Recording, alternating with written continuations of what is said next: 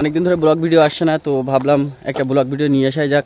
আজকে আমরা যাব যুব ভারতী স্টেডিয়ামে। 2 ঘন্টা লেট হয়ে গেছে আমাদের, দেরি না করে একটা গাড়িতে 4 জনই বেরিয়ে গেলাম। মূল ড্রাইভার আছে এখানে, আমি সমস্যার কোনো জায়গা নেই। 2-3 ঘন্টা জাগলিং এর পর অবশেষে আমরা ঢুকে গেলাম স্টেডিয়ামের ভিতরে। স্টেডিয়ামের বাইরে অনেকগুলো মূর্তির ছবি আছে, এখানে নানান আকৃতি করা আছে। যাই হোক, দেখতে বেশ ভালোই লাগছিল। সাইড থেকে ব্যান্ড পার্টির আওয়াজ শুনে মনে করলাম এর ভিতরে আবার কারোর বিয়ে দেখলাম না, স্টুডেন্টদের প্র্যাকটিস করাচ্ছে। যাই হোক, বেশি হেসো না। অবশেষে আমরা পৌঁছে গেলাম স্টেডিয়ামের বাইরে।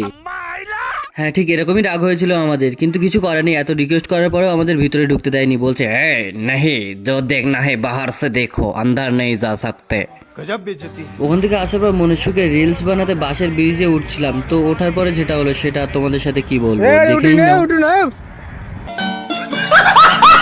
তাহা নয় হলো, ঠ্যাঙের তলায় ফটো তুলতে গিয়েও তারা। সাবস্ক্রাইব মাই চ্যানেল এবং আমার পাশে থাকো, আর সঙ্গে থাকো, আরো নতুন কিছু করতে চলেছি। টাটা।